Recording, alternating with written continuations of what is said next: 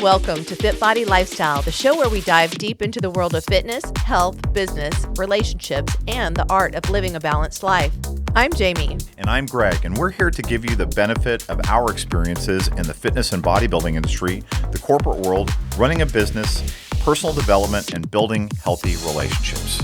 Whether you're sweating it out in the gym, hustling in your business, or seeking balance in your everyday life, you're in the right place. So lace up those sneakers and grab that water bottle, and let's get ready to transform our minds, our bodies, and our lives. Welcome back to FitBody Lifestyle in our very first Love and Marriage series episodes. This is part 2 of our series here with the Brannons. Miss Jordan, Mr. Drew Brannon here. And if you didn't see the part 1, definitely go back. And we start out at the beginning of the relationship, and there's a lot of great stuff in there. And of course, I'm here with my handsome husband here, my love and marriage partner here, who keeps pulling my hair out, but that's okay.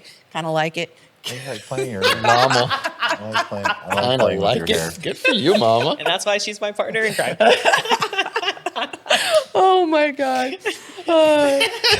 Sorry. Good. I mentioned this before that we are going to have some pictures and stuff, just to, some fun pictures in the first episode. Expose us. Yes, expose them, their amazing relationship. And just like, I love looking at their pictures together when they're first together, because they're literally children. It's so cute. Yes, we were.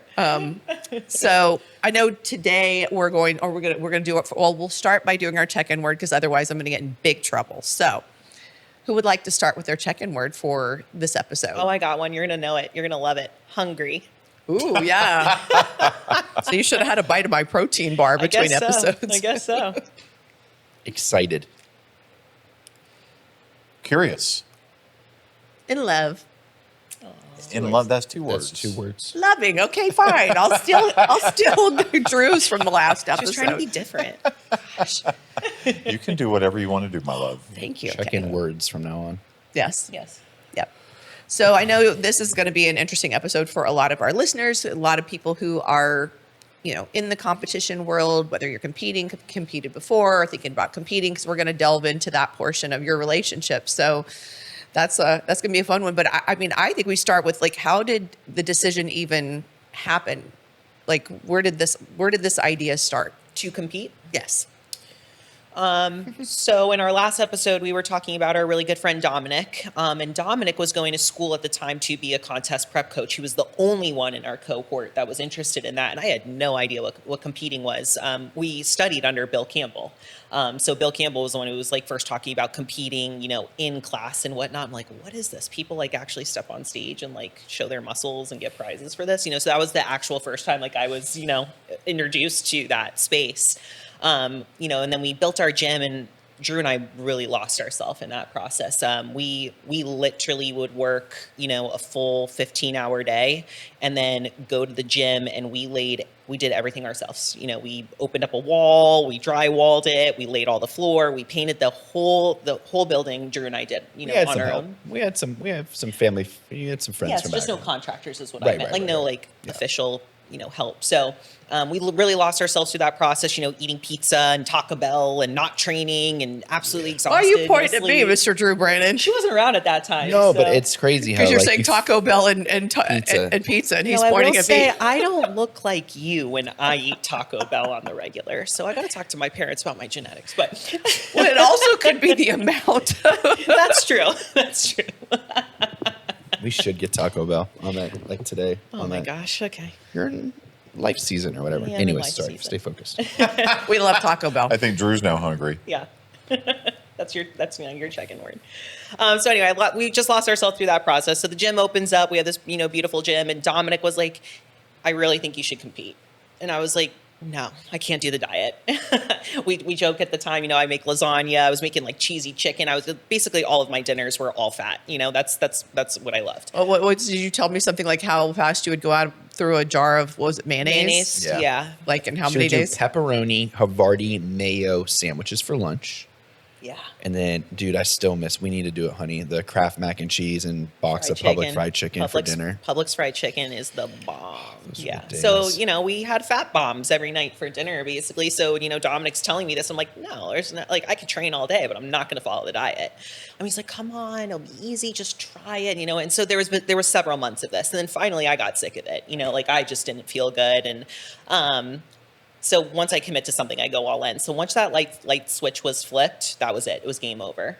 Very soon after that, we went and saw a show for the first time. We went to the Hurricane 2019. In 2019. Jaraja won Pro Bikini. That was also Rachel Lois Lane. Daniels, yeah. Yeah, that was also her debut. And I just remember it like it was yesterday. I was like, And you oh my just spoke at the 25th anniversary. and I just spoke at the 25th anniversary with Rachel sitting by my side. I'm like, man, this is a very full circle moment. So from that moment I was hooked. I was like, all right, we're going to do this. So I dropped into a 16-week long prep and did my first show in 2019. I did the Clash. Absolutely loved it. Went to nationals a few weeks later, had no business being there. I got dead last. I had a side tricep in my posing routine and everything else. But Like a stallion fit model, like now stallion. literally, I had a with stallion and I had the then side you're- tricep. Yeah, I know. I don't know. I don't know if I was fit model at the time, bikini, or women's physique. I think I was just trying to figure it out. but with literally, wellness legs. yes, with wellness legs, and that's when my quads were very Don't large. say that, please. I know. We'll put that out there in Oh, the yeah. universe. They're like 10 inches smaller now.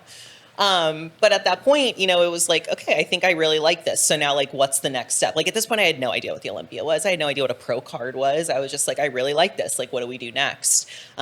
So we went all in, you know. So 2020 is when I kind of really started competing. And that's when the challenges started to come, because when I started to take it more seriously, I was having fun with it, but I was treating it, like I said, when I go in on something, I go all in. So I take it very seriously. And that's when the challenges started to arise, you know, like, you know, I was in off season, but like I didn't want to eat off my diet. And I experienced that a lot, you know, as a coach with, you know, some of my athletes. They're like, they know they have that flexibility, but they don't want to take it. And, you know, obviously my marriage was suffering, you know, because of that.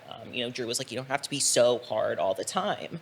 Then we had the flip, you know, at times where it was like I was going like too lax, and Drew was like, okay, like, how do I support you and, like, you know, help you, you know, have that flexibility, but also kind of hone you in. So we've had a lot of challenges, and I think that's a very unique perspective for Drew, especially with his coaching, is that he's been the husband to an athlete, and he's also been an athlete himself and now a coach. So you have a lot of really different lenses, you know, when it comes to that, but it's not easy. We still have our challenges in this subject for sure, but that's how it started. Yeah. How did you feel like when she started? Because I do think a lot of spouses struggle a lot when they're. Yes. Sorry. That's it. Oh gosh. Well, we'll put this up on the screen for you too. Jordan at her first show. It's very cute. You look good. Very cute. You look good. But I do think, like, we hear this from all our athletes all the time, like that, you know, how do they still be present for their husbands or wives while they're competing, and then the husbands and wives struggling on how do they support and then still get what they need out of the relationship, because it is challenging. It's so all encompassing, especially when you're also working and doing other things, which most people do. Yeah. Most people, this isn't their full-time gig, especially when you first start. And if you listen before you go, if you listen back to our first episode, one of my main struggles was intimacy. So intimacy in a healthy state with hormones and food and a normal, you know, Actually, amount. you didn't have hormones, which bodybuilding kind of saved you because, That was the first time I got my first lab panel. yeah, because you were on birth control and then you got off birth control and then like started like optimizing some things, and that kind of helped. Like if you didn't have bodybuilding, that'd be interesting actually, because you How would have long never would it done have taken? a deep dive and like seen what was going on with you. Right. I love that you brought that up, though, because I do think a lot of women suffer from having a low sex drive and don't realize it is hormonal. Yeah. A lot of women do, you know, and then they just think it's to do those things, right? Like it's not normal to not have a libido. any desire at all. Yeah. And it's true. Like I was, you know, in that era back then, it was like I was 13. I went to the doctor and I was like, oh, my period cramps. And I'm like, here's birth control. And me and all my friends were on birth control. We thought we were so cool, you know. And then when I got off of it at 21 years old, from 21 till when I found competing at 28, I did not feel good. No. And I was going to doctors. Drew was with me and they were like, you're young, you're healthy. Let's pull a couple of labs. And the labs would come back normal, but it was never a full sex hormone panel.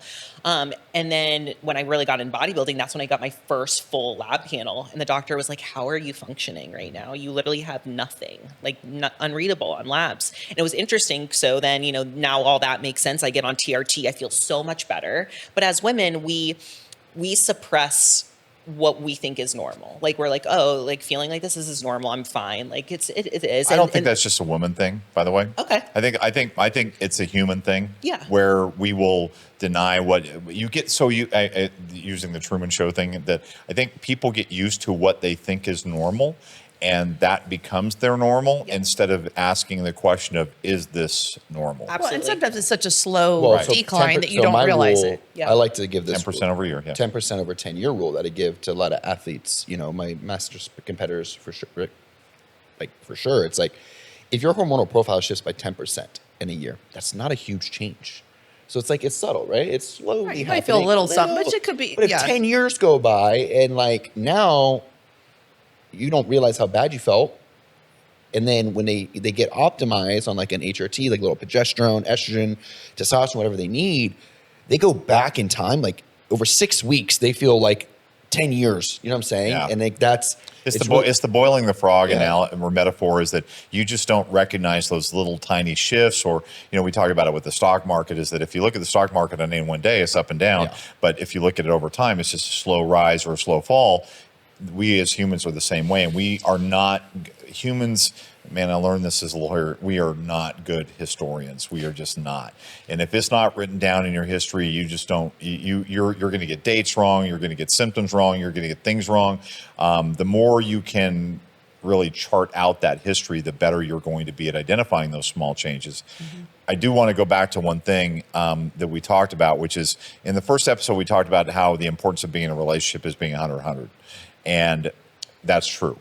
And there's a caveat to that, which is when you're in prep, because and it aligns with what we talked about in prep. You've got to be selfish. And I mean, with Jami, when she was in prep, she was selfish, but she was selfish with my full support. It was not her being selfish without my support. It was her being, and it was her being selfish with my support. It was her being selfish without my resentment. Mm-hmm. It was her being selfish with my complete understanding of, I don't need to know everything that you're feeling right now, but if you're feeling it, it doesn't matter. I love you. That's what matters. So I'm going to support that. So I want to be kind of at least weave that in here, is that it doesn't change your relationship. It doesn't mean that the person being selfish is any less than 100% in.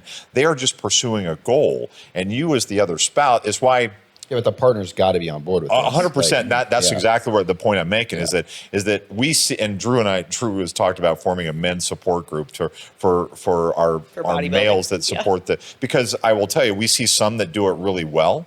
We see some that do it really horribly. Yeah. And whether the funny part of it is the ones who do it horribly, they're not just affecting their spouse. And I mean, we've had spouses in tears just from how their spouses were not teaming with them on this pursuit, not recognizing what it did for them as an individual, how it made them feel more powerful, the payoff at the end, if you will. They were just focused on their own selfishness of, I'm not getting this right now, or I'm not getting that right now, which is, I understand that, but it's a real thing too. It is. Sure. And I'm not devaluing it. I am saying that it's like we talk about different seasons as a bodybuilder, right? Yes. As a couple, you're going to go through different seasons where one is pursuing something and you as the spouse need to support that because that's something that's important to them. And you got to be all in on that support. So they're all in on making them another best version of themselves. You need to be all in and helping them get there, because when they get there, you're going to reap the benefits of that. And I think that's kind of for sure. I think that's really important. The seasons, especially like being an athlete in a marriage in this sport, your off season, that's your time to pour back into your relationships and pour back into your spouse. Date nights. And again, date nights don't have to be surrounded around food. It's about spending that quality time with that person, and then in season, the partner, then when you start the prep, we say a love tank a lot. Your love tank is full at that point. And then the partner has to be understanding that love tank is going to slowly start to diminish. Now, not to give an excuse to the athlete where it's like, oh, I'm in prep. So now, and I've been there before where it's like, I'm in prep, I'm just shutting everything off. And I've had to adjust that over the years. But, you know, the partner has to be understanding that it's not going to be 100% every day. You know, for me, there are days in prep where it just hurts to talk sometimes. So it's like, I'm silent, I'm shut down. I should communicate to Drew, I'm having a bad day, but it's like, I just can't even, you know, do that. And so, you know, I think with anything, it's just really, the important thing is what I'm trying to say is like in those off seasons, really pouring back into your relationships. Like that should be your number one focus, is following your reverse diet and making sure that you are, you know, getting in touch with the people that you haven't through prep. And we did see that. So we lived together for the week going up to Olympia. And it was just very interesting to see your guys' dynamic from an outward point of view, is that it wasn't, there were days, Jay, you were, it was a roller coaster. There were days when you were on and there were days when you were off. And I wouldn't even say it was days, it was hours. Yeah. It was an hour to hour thing. And there would be hours where you were present, you were engaged, and there would be hours where you needed to protect yourself and isolate. And we all supported that, not just Drew, but I mean, I think we all supported that. Yeah. And then Drew was doing his thing too, so he's all engaged with the prep for the athletes and all the work that we were doing in that. It was just very interesting to see that dynamic live it together in that moment. That was a gift, honestly, to be able to see it and to support it, but also to understand what you were going through, because what I saw in you was not a lot different than what Jami experienced. It's hard. Went through. Right? Yeah. It's tough. Yeah. Well, it's a lot of pressure. When I say a you're lot hungry different, sometimes, you're uncomfortable. Like there's just, it's until you've lived it and you know what it feels like to be uncomfortable for long periods of time. It does. It grinds on you for, you know. Yeah, and it's a little bit of an interesting perspective too, is like the three of you are my people, but especially Olympia week, the three of you are working so hard for us, right? So it's not like I go back to my hotel room and I have my husband that I can be like, I'm, you know, feeling this way, I'm feeling, you know, but you're working, and that's, you know, cool. But that's also the great part about me being really good alone. Like I've always, you know, been independent, figured it out on my own, and but that you were alone until you wanted to go to sleep, and we woke you. Pull her out of bed. Compose. That was funny. That was That's so when she funny. wishes we would leave her alone. Man, I wish I pulled my phone out when you guys were like, "Hey, can you just check in?" Well, I was falling asleep, but sure, why not? Sure, why not? Let me throw some heels on. But yeah, I mean, so jumping back, I really want to kind of keep going along the lines of where we were, because you had started competing, like, and I just want to know, like, what was that like for you initially? Because it was new for you too at the time. Initially like, I didn't understand. I'll be completely honest. He was Like eating pizza I in ate a front of whole me. white pizza like the Wednesday out from her first show in front of her, and then I was sick to my stomach, and she was like, "Bro, I don't care how you feel right now. Like you just smashed a whole white pizza by yourself. You should be sick. Like, and you are sick." So, like, she didn't care at all. I don't blame her. No, me neither now. But like we knew photo. nothing. I think it's so funny when we tell people like we knew nothing about this. Like this weekend we were hanging out with Laura Lee a good bit at Hurricane Pro, and I was like, "Didn't you do the 2020 Tampa Pro?" And she was like, "Yeah." And I was like, "It's crazy. Like we didn't even know what the Olympia was in 2020. Like that whole process, pro league. It's crazy." So no, I was supportive of her. Like I wanted to see her do it. Challenge herself, push herself, all that stuff. And then, 2020 rolls around. She just first showed 2019. You were a step, like, not horrible. Like, you did decent, right? My first show? Like, your reverse. Like, it wasn't horrible. No. I did Yeah. my reverse. And then the world gets shut down, right, for COVID. But we own a gym, so we just trained the whole time. So she was in the gym training, and then wins Tampa. Super supportive there. Then That's the first time I got to see you. Yes. yeah, Were you ever resentful though of like the process and of how much, like her not being able to go eat with you or do those kinds of things with you? no, I don't think so. I think COVID helped that in a way. It's a good point. Yeah. You couldn't really do Bridge the much gap. anyway at Yeah. that point. Yeah. So it's like I was choosing to eat meal prep at home. We couldn't really go anywhere. So I think it bridged the gap that way. You've never been resentful or jealous. And, I know that a lot of people, deal with that. You were always very supportive, but you were not understanding at that point because you hadn't gone through a prep yet of what I was going through. Right. And Dom was very hard on me. I mean, there was, 3-hour cardio days and no food and things like that. So it was extremely challenging. And I think more you were like, well, what the hell's going on? Like, why do you feel this way? Like, why don't you have energy? And it wasn't really until he went through his first prep. Which was right after Tampa. Right. Like we got drunk at Ocean Prime after you won, and I was like, I should do this. Yes. Pretty much. And Dom was like, okay, check in on Monday. Yes. Yeah. So did that help you going through the prep, like to better understand? And how was he to deal with? Honestly, Drew has amazing genetics. It's very annoying. You get lean very fast. Yeah. And that's the hard part about this too, is that I had to grind so hard to get lean because of my hormonal profile. And I'm a foodie, naturally like a bigger build. And he just diets for literally 5 days and gets lean. I've also never been like truly what I would consider to be stage lean. No.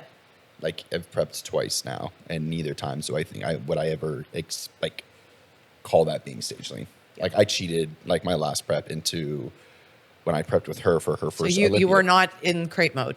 No, my genetics, definitely allowed for me to. He does not prep the way that he coaches. No, and I want to whenever you retire. I really want to give this a legit shot. Julie Mayer always says now I'm coaching Julie. She's like, it's so cool to have that level that she's always wanted, and that for me, I really want that when I do it because I want to be pushed hard. I want to be pushed like I push my athletes and things like that. But I've never really been stage lean, so I can get decent shape with not really putting in a ton of effort. I've seen you do a cardio session and getting your tie-ins already. That's right.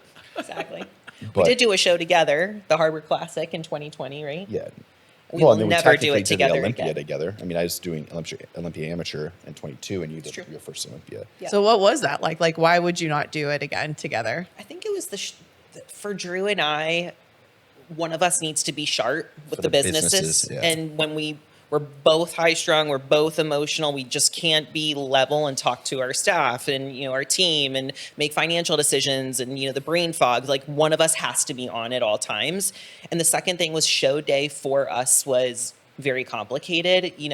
He loves to be in my corner and support me, and I love to be in his corner and support him. And he's at the first half of the show, and I'm toward the back, and we just weren't able to do that. So he felt like he didn't have anyone, and I didn't either. And It both suffered. Our show days both suffered. But that was also the show that I saw you backstage, and you were so attentive with your athletes and checking them backstage. And I was like, man, if my coach was here and I had someone like her, this would have been amazing. This would be a completely different experience. And that's when I went up to that athlete and I was like, who is that? Who's that woman? And, I want to talk to her. And then here we are. You had an NPC show. Who is Jami DeBernard? Well, that shows you how much I knew at that moment.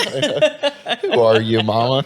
Just some lady backstage. Just this crazy lady with this gray hair hanging out my stage. You weren't gray then. Yeah, no, Yeah, you we weren't weren't. great You were, then. you were That's true. straight. And That's true. That was a different time. Yeah. yes. No, that's a really interesting perspective though. And I know we know a lot of couples that do sometimes compete together and works for some people. For some people, it doesn't work. And it's just kind of interesting because you guys do also have a business together and things like that. So the kind of how that all played into it. And, I do think it's interesting. And I think that one of the things that's interesting about you is that you coach so many athletes, even when you're in prep now. So I definitely think that also the evolution of how you prep and how all of that, I'm sure, plays a role as well. Yeah, and that's just something I'm really proud of because I do think that is unique in a sense, how. No, there's no sense about it. It is unique. Yeah. I don't know anybody who gives and let's just be honest, I do not know anybody who gives the attention to their athletes,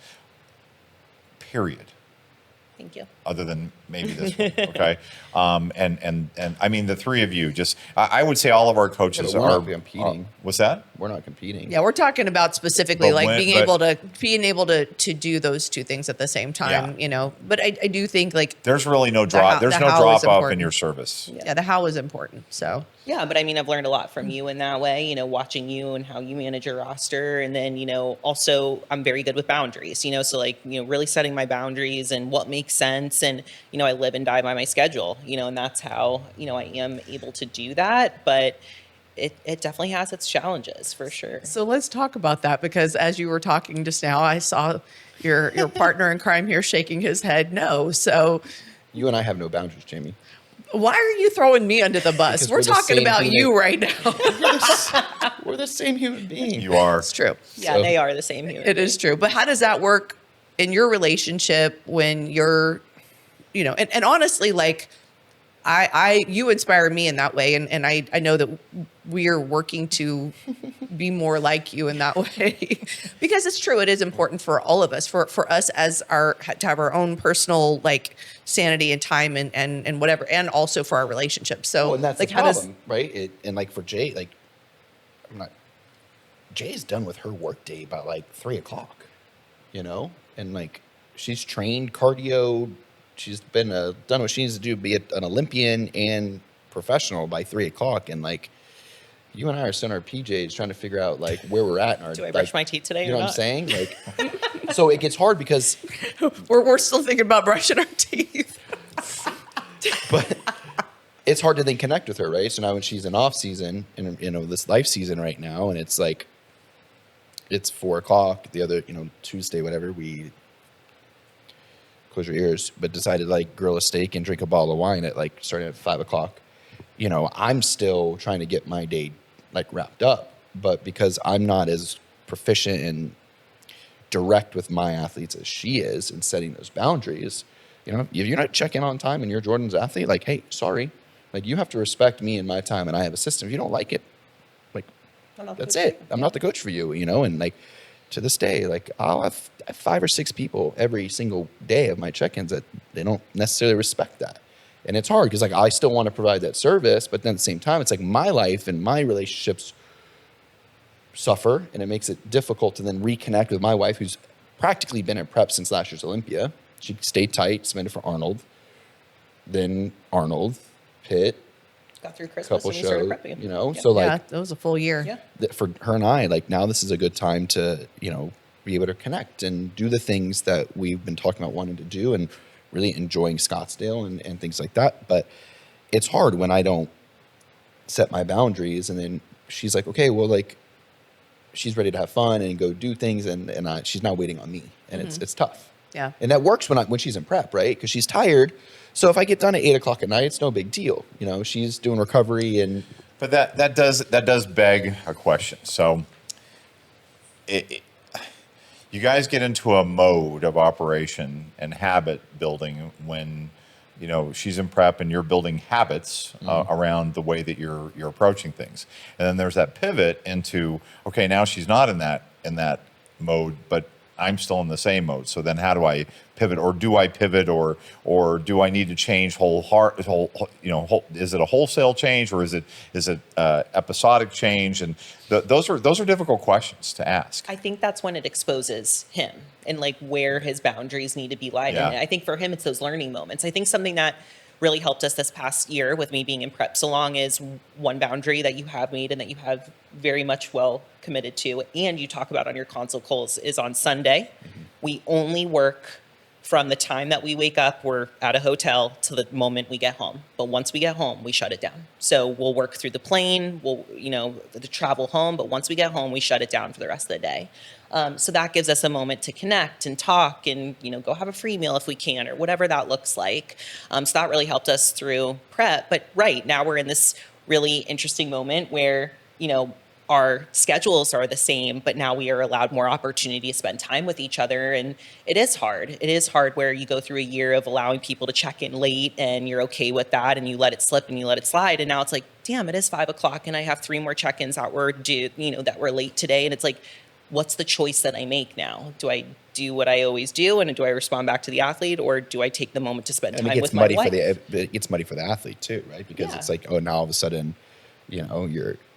But I think like if you're an athlete listening, like remember that we're coaches, and anybody that knows our team, Fit Body Fusion, especially us four, like we work very hard and we are on the road 24/7. We are human too, and I feel like we all deserve moments on a Tuesday night to go do something random without having a handcuff to our computer. That's the beauty of our job, and the downfall is that we literally can do it all from this, and it's very, very hard when we do so much for our athletes and we do want to be there for them 24/7, but we're also human and we have to take that time out every once in a while to be like, pump the brakes. To show up our best. Absolutely. Like, and that That's is the one problem. thing too. And I, again, like, I feel like that's something I'm watching you do and working on getting better. And I think honestly, like for me, because I care so much about your relationship too, when Drew says something to me and I'm like, hey, and he's like, I need this time. I'm like, done, go, go. Because I do think that, like, for us all to show up our best, and I think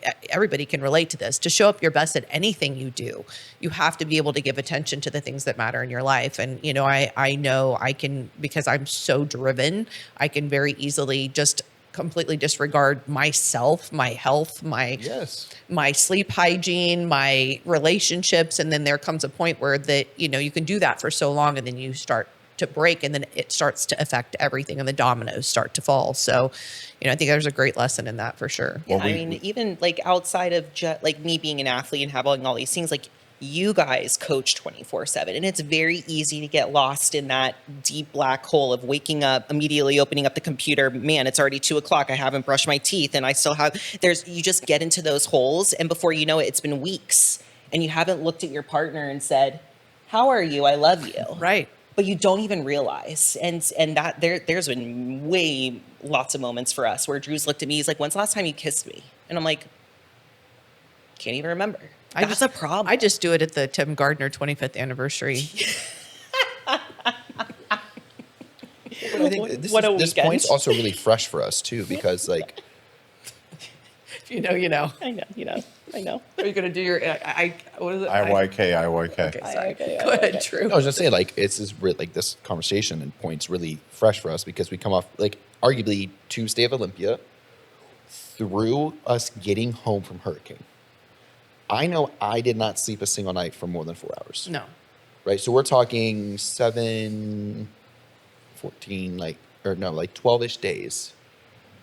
And that's when we got home Sunday finally from Hurricane. I was just like, no. I couldn't keep my eyes open literally all day. I mean, I had my computer and just passed out. Yeah. But like, that's the hours we've been putting in. It's so easy to lose yourself, lose your partner. And the same is true in prep. And like, we've got to set reminders. It's practice what you preach, Drew, because like I tell athletes all the time, write something on your mirror. When you're brushing your teeth in the morning, write a reminder, like, are you taking care of you? Whatever, just something, because we are guilty of just getting into this mode. And whether it's being a coach, being an athlete, it's the same level of intensity, right? Mm-hmm. And it just not forgetting. And then something Jay and I have really had to navigate this year the most out of any is like, I love being there for her on show weekends. And as my coaching has kind of grown, I'm not there to do her coat satan or be there for her when she's checking in. It's like, hey, she checks in like the rest of the girls. Like, okay, well, we'll update your MyFitnessPal. We're going to update your steps, blah, blah, blah, blah. See you later. Check back in at 3. Whereas before I used to be able to like walk to the room with her and, then see how she's doing. And that's been something I feel like we've managed well, but at the same time, like we could try to be better. I made an effort this Olympia. I was like, Arnold, I didn't see you at all for Arnold. So I really didn't get to enjoy her Arnold with her. And after that, I was like, I'm doing your tan for your San Antonio, for your Daytona, for Olympia. Like those are things that I like to do. Well, let's pause for just a second on that, because I do think that delves into a different topic in terms of relationship. And that is when you are at a pivot point in a relationship. So Drew's situation changed where you're much more involved in your coaching, Jay's still competing. So there's been a change. There's been a change in that dynamic.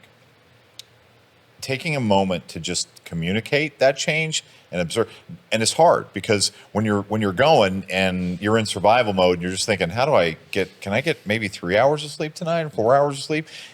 That's your priority for the day. It's not a priority to think, okay, I need to take a minute. I need to talk to Jordan. I need to say, hey, Jordan, okay, look, I'm not going to be able to be there for all these things. Let's talk about how we make this work so that we're both engaged and we're both involved. I don't know whether that happened or not. I don't know whether it happened more organically where you just kind of, because you've been together and you know each other so well. But I do think the lesson that I want to at least, or the learning that I want to convey to people is that if you can just take that moment to communicate and just say, hey, look, there's a change. There's a change in our dynamic. How do we make this work? that's I think something I would love for everybody to take forward, including us. The second part of it is that when you just kind of delve into it and dive into it and things are working, that's good. It doesn't get you better, and it's not going to be as good as it can be when you first started. So recognize that, okay, this is something we're kind of feeling our way in. It's like eating in the dark, where I'm going to feel around until I find where that balance point is. It's why I know we always talk about balancing, not balanced. It's a process of shifting, and just kind of taking that moment to do that and figure out, okay. And we've done this to a certain point where we've talked about, let's do this, and no, that didn't work, and okay, well, let's do this, and that one didn't work, so let's do something different. But I do think that communication piece is really helpful. Interested in changing your life or stepping on stage? Join FitBody Fusion today. Experience the FitBody Fusion difference with tools, knowledge, and community support to reach your healthy and sustainable lifestyle.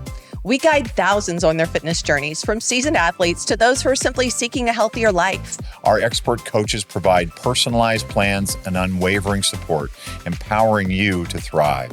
FitBody Fusion is more than just training. It's a community. We understand the challenges of solo fitness journeys, which is why we foster a supportive environment where members encourage and motivate each other. Join the FitBody Fusion community today and unlock your full potential. Head to fitbodyfusion.com to sign up for a free consultation. And do it today.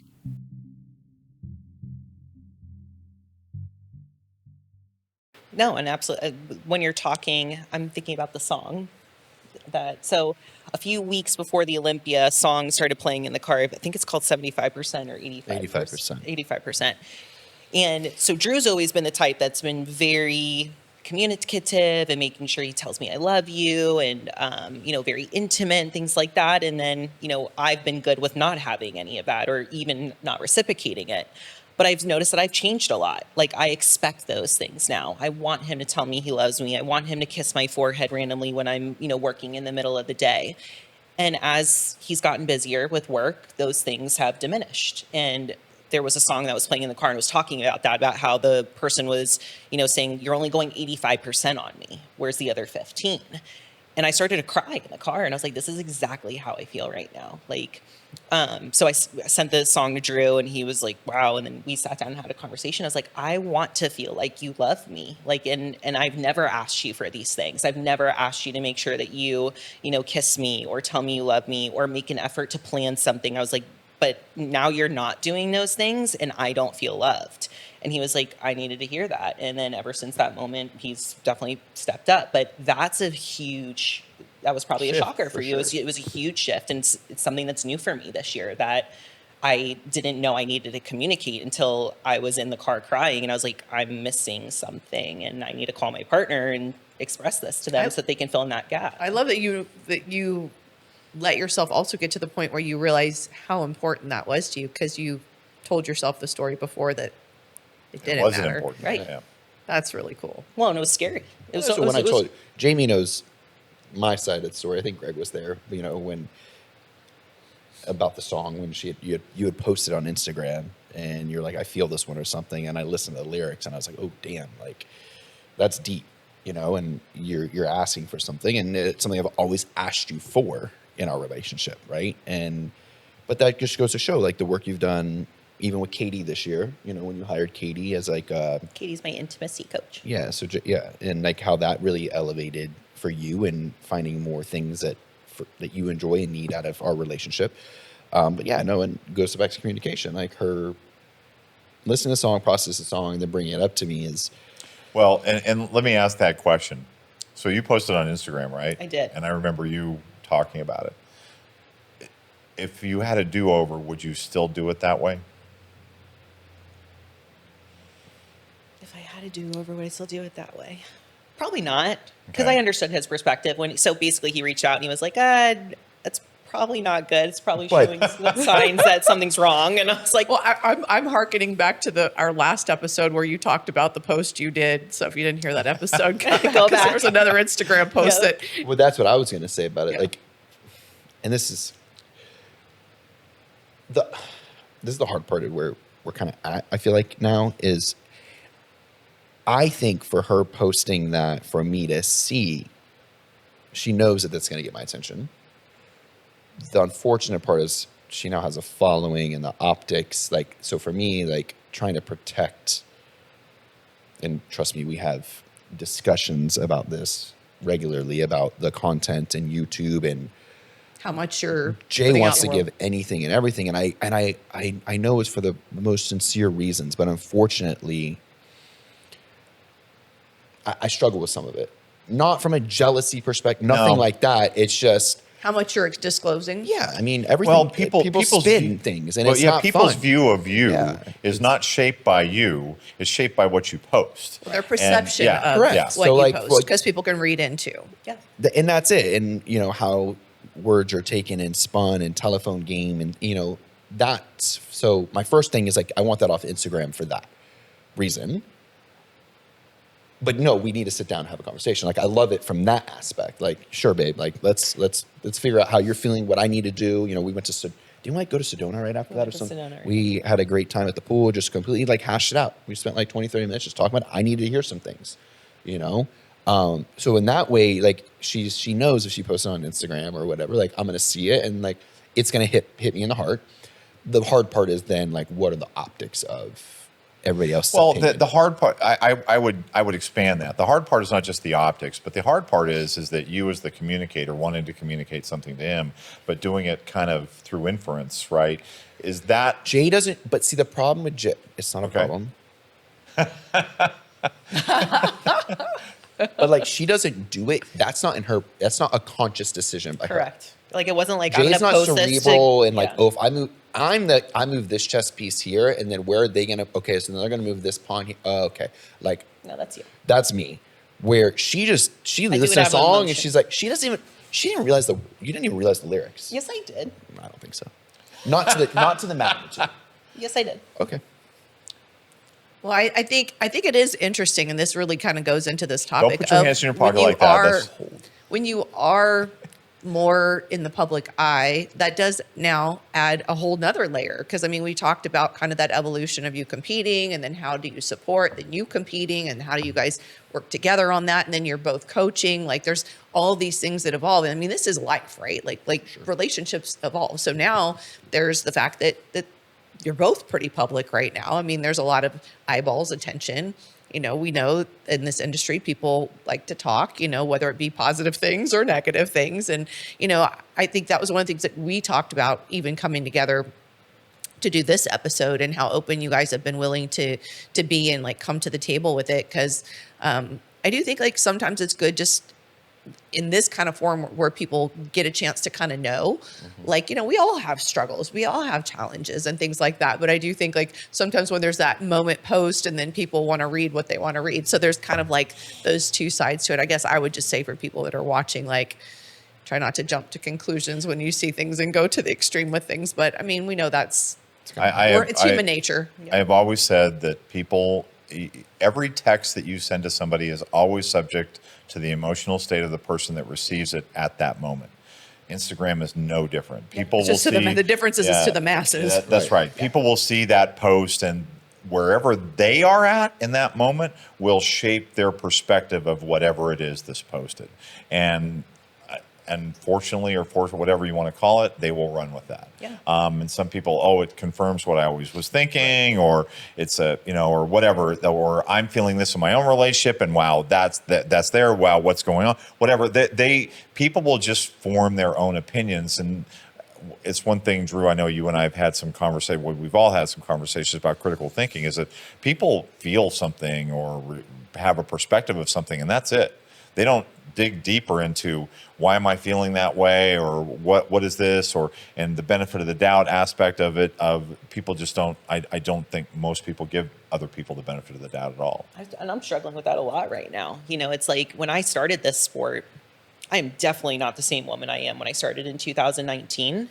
And I'm definitely not the same woman that I was 2.5 years ago when I was living in Florida, getting ready to move here. I've grown so much over the last 2 years, especially living in Scottsdale. Like I am a completely different person now. And, you know, unfortunately, you know, people get to know a version of yourself, and then that's the version that they remember, for the rest of their lifetime. And, I empathize with that a lot, like, continuing to check in with those people and, are they growing? Are they different? Should I, continue to, see a different perspective? And, we should all be growing, especially in this industry. Like most of us who compete say that this sport has changed us, and emotionally, physically. It's interesting that I think the people that don't give you the benefit of the doubt are the people that really were not in your inner circle, because they like to think of you as a certain way, and it's a comfort zone for them to think of you as flawed or as not, not growing or whatever. We're all flawed. That's right. Yeah. But I think that the people that never really were in our corner want to keep us in that state, and not really see us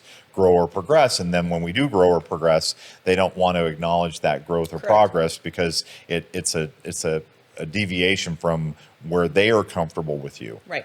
I think too, like the industry just getting to like being embedded now, it's interesting because early on you're kind of conditioned to think as like a true novice, obviously it's all political and it's like none of the coaches like each other, but it's this, that, and the other. And then you really start to like see what everything is. And it's like, we can pick up the phone right now and call Kim, Cash, Jane, like you know what I'm saying? Like, right. We're not like that, no, at all. And like, we all know now, like our job is to put athletes on stage, get them as close to the center as possible. And then whatever the judges do, the judges do. Yeah. We can't control that. Right. And I think, so as you know, and like you meet people that have been in the industry for a while, I know I go back to a conversation like Mark and Jen had with me back in 2022 UGP Boca show, and Jen was like, so she's like, slow down, kid. She's like, you don't know anything yet. And I was just like, what do you mean? I'm not a bold, what do you mean? And now to like go full circle, we had a great conversation with them after Olympia this year. And, it's just. And you thanked her. Yeah, absolutely. And it's, you understand how things start to work and what's important, what's not. And, you're, like I said, you're kind of conditioned early on. Like it's, the judges I think everybody's so driven. They want this outcome so bad that sometimes they'll create like a narrative that matches it. Yes. Like and vilify certain things or certain people, when in reality, most of us are all just doing the best we can on that day. That includes coaches, promoters, judges, like all of us. But it is interesting. I feel like, with the perception and those nerd people, then like how you navigate through that, whether it be, people wanting to post on Reddit or Instagram or all these other things and just kind of go to these places of negativity, and then, insulating yourself, your relationship, both your couple relationship, your other relationships, you know what I mean? Yeah. And I think it puts you in a very vulnerable position, especially the newer you are to this sport. You see something like that, you're vulnerable, you believe it, whatever, it affects you. And then it also affects the people around you. So it's a dangerous slope at that point. I think that's where it's really important to remember who you are at the end of the day, who you are outside of bodybuilding. And a lot of us get really lost in the sport, especially when we're getting ready to fight for that pro card. I mean, the year that, 2 years leading up to my pro card, we were all in. We were doing whatever we wanted to do to get to the pro card, and you lose your personal self in that manner. So I think it's just important to know who you are at the end of the day and, communicate how you're feeling and making sure the people around you know where you're at, and everything else is just outside noise at that point. This tied into what Drew was talking about in the first episode about who am I, and asking that question. And I think this gets into the larger topic of identity and what we associate with identity. And it's so funny. I was talking with some of our athletes after the Olympia, and in fact, I had a conversation with somebody, which I'll share. I don't want to publicly say who that person was, but about identity and whether, winning is your identity. And it's like, no, that's not, that's something you did, but it's not necessarily who you are. But it's so easy to, to migrate those things. And as a couple, it's the same thing, is that as a couple, you guys have an identity. As a couple, we have an identity. And the identity is not what we do. It's really the how we do it. It's the values. It's the, and Jami and I went through a core value discussion where we had, hers was family and loyalty, and mine was honor and family. And then we had this deep discussion about, well, how do loyalty and honor really line up, and are those really more similar concepts? And anyway, it was a great discussion that we discovered that there was even more commonality. But that's our identity, is that. The things that we've done, the things that we do are, they're part of me. Jay, it's just like when you were talking about your parents, that's part of you, but that's not who you are. And I always used to say that a lawyer is what I did. It's not who I am. Correct. It's not, everything I do. I remember when we first signed our mortgage papers at one point, and the lady says, well, you're a lawyer. You're going to want to read everything. And I say, why? And she said, what do you mean why? I said, if I read something and I don't like it, am I going to change? Are you going to change it? And she said, no, that'll slow the escrow. And I said, exactly. So just show me where to sign. I'm just signing.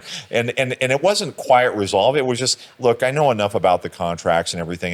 It just like one of my first mentors always said, you got to pick your battles, man. Because if you're fighting every single battle and just fighting every single foe, it gets freaking exhausting. Yeah, it's exhausting. And Drew, I think this is what you were saying, is that you got to figure out what matters, and that's difficult. It's honestly difficult, because in the moment where I'm fighting, it's just like, I'm fighting. But is this really the hill I want to die on? Well, I think too, let's tie that principle right there into being a supportive partner for an athlete in prep, because that's something we've really had to work on. Is I will give Jay the benefit of the doubt. Mm-hmm. I won't bring I'm like, I build the defense case for her. Like, food's low, cardio's high, she's tired. Understand the context. Right. And I'm just like, I say, okay, just leave her alone.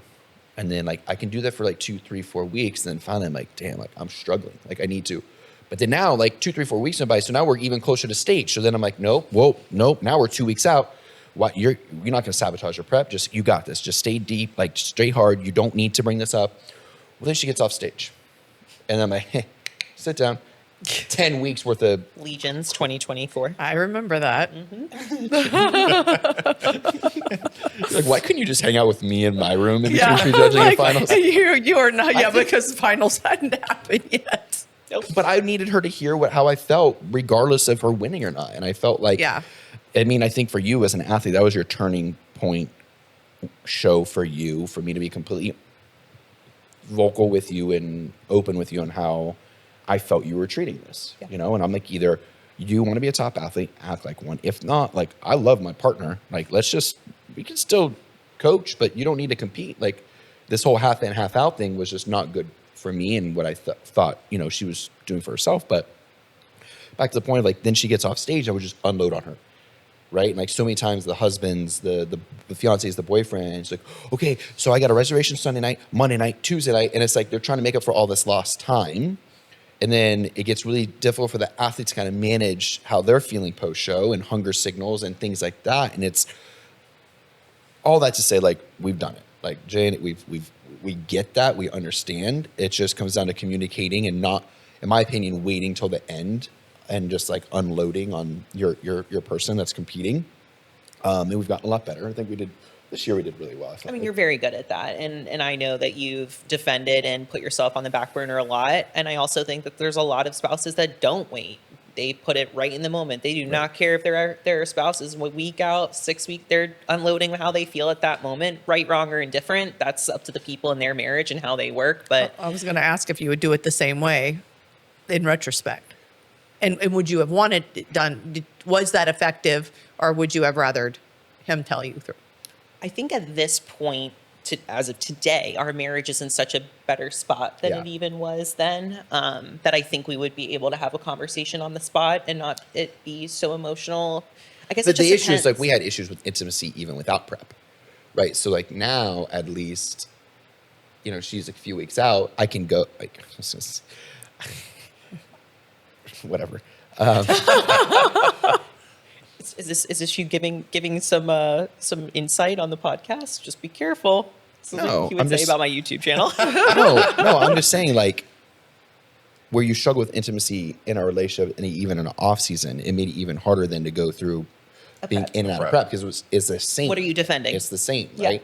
Whereas now, like, she's really good at making sure, like, Things don't go. yeah, and we're checking in with each other. And, you know, she's, like she said about the song, like, you know, she wants me done by 7 p.m. every day with work, and then, like, unwind from 7 to 8 and, like, connect, and then, like, start, like, our at-home life, you know? So we've just gotten a lot better with that. So it's not really, I don't know if we could really answer that question. Like, would she Because want things it? have changed so much. So much. Yeah. You know? That makes sense. Well, I think the question's a fair question, but I also Yeah. think it's the thing that at that moment, was it effective for you? Yes, it was, was. because we saw was it effective for you? Yes, in the sense that you were able to unload. If you were to rewind the clock and know what you know now, which is absolutely impossible, would you do it the same way? I can absolutely say 100% you wouldn't do it. One, because, well, you're different. But if you were the same at this point, Drew, I think the lesson you would have learned is, okay, I need to have this discussion, but now is not the time that I need to have it. Well, and we've even, without prep related, like our first therapist, like when we would have discussions or arguments early on in a relationship when They things were were good. full-blown fights then, but yes. Right, but we learned how to, like, just say, "Hey, pause." Yep. We're not, like, when you get an emotional, almost manic state, right? When you're, like, having an argument with somebody you love, like, things are said that are hurtful, and you can't unsay those things, and Yeah. you don't mean them. It's an emotional response, an emotional reaction. Feeling like Keeps my pulling hair. my hair. Oh, we know. Okay, Papa Bear. No, I wasn't pulling it really, was I? Sorry. Okay. But just having, like, just saying, like, "Hey, time out." Like, I need 30 minutes. Just bring Got a down. safe word. Yeah, and just like, "Hey, let me chill. Let me actually figure out how I feel before we just keep word vomiting back and forth and getting nowhere." You know, like, And I think that's even more high-end in a prep, too. correct. Yeah. Yeah. And then you can sabotage said athlete's prep getting closer, which I hate when I know I'm reading a check-in and I just an athlete's giving insight of what's going on at home, and I'm like, oh, that person knows, you know, especially when it's like a couple where they're both competed before, like the partner knows how much power they have over those last few weeks of prep to either really help an athlete Yep. finish strong or completely rip Sabotage. it Yeah. drives me nuts. Yeah. Yeah, there's Happens a lot more sabotage, often than there's self-sabotage, and there's spousal sabotage or partner sabotage, and we've seen that. sure. I mean, we've seen that happen, and God, man, it's just it's hard to watch. Yeah. It's hard to watch. It's harder to manage because we're not therapists, and yet you become the outlet for all of that. Yeah. And it's hard. It's Well, hard to sometimes navigate. feelings get hurt, or there's jealousy, or there's other things going on, and it comes out sideways. And I mean, we know it's not easy. It's not easy being the spouse or significant other of an athlete, and there's a lot that goes in, and everybody's got their own things they're working on. And just even through our conversations from our first episode all the way through now, and talking about the evolution and the things you guys have worked on, like.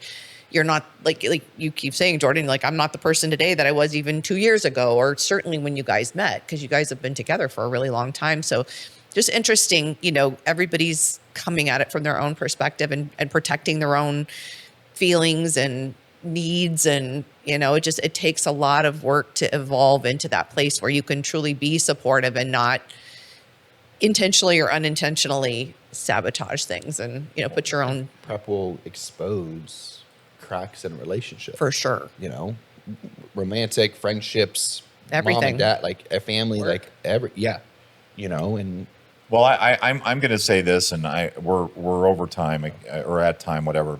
And I don't mean to say this to shut down the conversation, but we could go on for hours. I would just say this.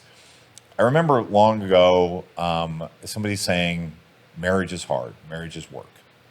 Yeah, it is. It is hard work, and it becomes harder work when one or both of you are in prep. So what? Hard work produces outstanding results. I mean, we worked our friggin' asses off for the last few weeks, and you know, we got I would not trade that for a world.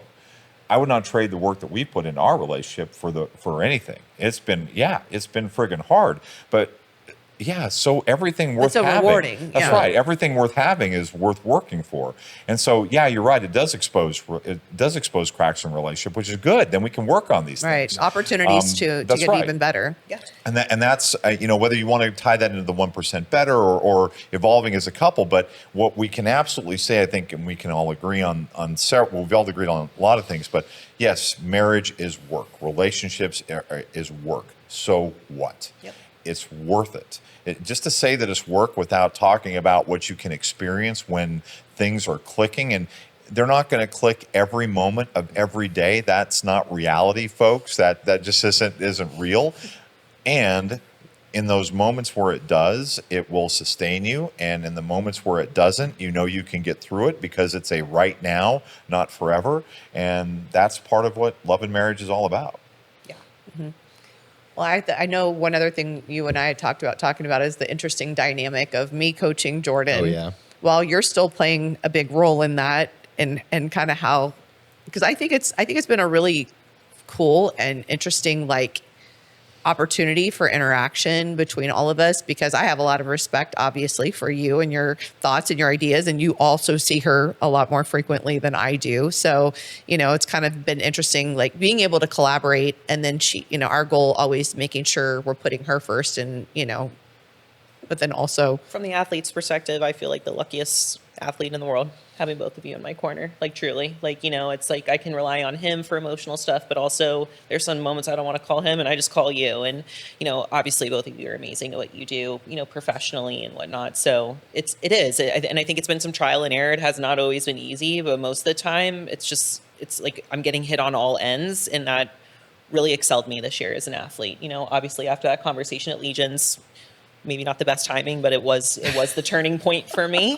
And when I really started to take myself seriously and believe in myself, and both of you, contributed to that. So thank you. Yeah. Thank you for that. No, it's fun. It's fun, but it's also when she calls me and she's like, well, what are you seeing in person? I'm like, there's sometimes I can't see you like I see every other athlete. And I've told her, in San Antonio, because she was in Washington. Sasquatch. And, we're talking, and I'm just like, I just can't. But then you asked me a question about a dare, and I'm just like, I don't even think. I'm just like, boom, go. Yeah, but yeah. for her, it's the wheel spins. I'm thinking, and I get a little bit of paralyzed at times, and then so it's very interesting. It's an interesting dynamic. It's so different than I feel like with anybody else, because I think that was such a good example, and that was probably one of my favorite packages we put on stage, if not my favorite package. And I remember because I'm at one show, you're at the other show, and so you're sending me videos, and this is the way we do things. If people don't know, usually if there's multiple shows, we're splitting up, we're keeping each other informed, and so I'm always going, okay, Drew, I'm seeing this. Is this what you're seeing? And then you had a lot of athletes, and there was a lot going on that weekend. So sometimes there was a long pause, and I'm like, I need to pull the trigger and make this call. And it worked out great. It's just really cool the way we're able to interact and then be there, to support. And also I know we have other athletes that have their husbands that are coaches and things like that. And it's an interesting dynamic. And I think that some people do it well, but I do think having a buffer for most people is better from that perspective. If you can go and be her husband and let me, be the bad guy if need be, or be the one that's kind of delivering whatever, you may not want to hear in that moment, or whatever the situation is. So I do think that's really interesting, and I know people ask that question a lot, Yeah, but it's truly, you guys really started co-coaching me within the last year. But before that, it was just me and you. Right. Drew was very, very open of I'm not getting involved. I would ask him a question. He'd be like, call Jami. Right. Because we wanted to have that boundary from each other. I know if he tells me we're slashing food and increasing cardio, I'm gonna fucking, give him an attitude for the rest of the day. So that was very much a boundary for us in the beginning. But I feel like we've all grown so much individually in our marriage, in our relationships, that it worked seamlessly. Yeah. I just remember San Antonio, I kept going to Greg, What do you see? What are you seeing? Like, I was just like looking at Greg for like validation or not. Because Yeah. I'm just like, Well, whatever it's you, like, said, you were seeing, it worked. Well, we've also been kind of all over with the physiques too, yeah, because like we kind of, beginning of the year, too hard, loved it. Everything else, we had to soften up. Then we kind of got a little too soft. Now it's like, it was just finding that sweet spot for you was a challenge. So I think we were all questioning ourselves a little bit, like, what do the judges want from Jordan? And then how do we make sure we're nailing that? And I'm very happy we were able to. But do you want it, before we wrap up, do you want to tell the creamer story? have we not? Is that not I'm public? never gonna get over That's not this really story. that's not really a love and marriage story, honey. It is. It is, It 'cause I love- 100% I love- is. Okay, sorry. It's okay. You tried. I did my best. It's okay. I'll never live this one down. Yeah. So what prep was that? You're such a good pony. I think that was 2020. I think that was going into my first Olympia. That was. Yeah. So 2022, it was a very long season. We ended up getting my pro card, and then we were doing all these shows. I think I did like 19 shows or something that season. It was crazy. Qualified for the Olympia, which was a huge shock. And the Olympia was 13 weeks away from that win. So it was like just enough time to like have a little bit of a break, but then not really enough time. And my body was tired. So at one point we started prep again, and food was incredibly low. Cardio was high. I was very hungry. So I started to slowly drink more caffeine. Well, if anybody knows Jordan Brannon, she loves creamy coffee. And If you're watching. creamy coffee. Can't do black coffee. I can if I have to, but anyway, so Drew was noticing that I was drinking more and more coffee, and I was pouring creamer into it and not weighing it. And so we were driving to Orlando to check in with her, right? That's for something, or Yeah. and he approached me and he was like, "Listen, I don't know what's going on with this coffee it creamer." was post Olympia. Sorry. It was the posing seminar at Kissimmee Muscle. You were reversing, but you guys couldn't get her food high Okay. because she still wasn't tracking her creamer. That's right. That's Well, what. Drew being Drew did the calculations in his head and figured out it was like basically like 500 calories. It was insane. It But was- I it was like watched her for 500 like a calories. week. Of creamer, just Yeah. creamer alone. Yeah. Yeah. So he's like, he approaches me and then says, "You need to call Jami." And I was like, "Oh no." I was just tired of hearing you complain about how hungry we were. I was like, just get your food up. Yeah. So we ended up calling Jami and telling her. She was shocked. And you gave me the same macros. You were like, "Okay, so what do you think she's eating in coffee creamer, drinking coffee creamer?" You put my macros at that. And you're like, "Let's just run an experiment. Stop the coffee creamer, eat this amount of food." And we maintained. And I was eating like triple the amount of food at that point. So it all adds up. I'm happy that these things happen, even though you'll never let me live it down. Of course. But it's a learning moment for me, as a coach. Like the little things matter, but I was an Olympian at that point, and I did that. Well, so. I think it's interesting too, though, the dynamic, and that's why I wanted to bring it up beyond just, I Yeah. like to razz you about it, but like he saw it. yeah, it was just interesting in how he handled it. And then how, like, Yeah. you know what I mean? All brought it together. I watched for like a week straight. I was like, because if I'm going to call her out on this, like, I better be right. Right. And like, we were just going through the amount of creamer, like every day you needed a new thing. And I'm like, dude, and I'm tired of hearing her complain at night how hungry she is. But she was worried that you weren't going to then just match those calories. That was her biggest anxiety. And I remember we got like halfway to the drive to Orlando, and I was like, just call her. Because she's not going to raise. I'm like, she's going to raise your food. Like, she doesn't want you to suffer. No, Right. And there's always, you don't want to disappoint your coach. I think that was the first big hiccup I've had. And yeah, that was a tough one. Well, and the interesting thing, and I get this, we can roll this into something that's maybe not as love and marriage related, but like letting your coach know the truth, the full that allowed me then to make that adjustment. Because had you sugarcoated it a little bit, I've been just having a couple more, teaspoons or something like that, you know what I mean? Then like actually having the data and realizing, okay, this is what's actually going on, because sometimes as coaches, we're questioning, we're like, what the heck? This does not add up. This just doesn't make sense. And yet, like, unless our athlete tells us, and you probably at the time didn't even really realize it either, because you're just, trying to get through the day, you're hungry, you're putting a little in there. So, I thought you handled that well, Drew. That's a good check mark in your good hubby column. You did handle that well.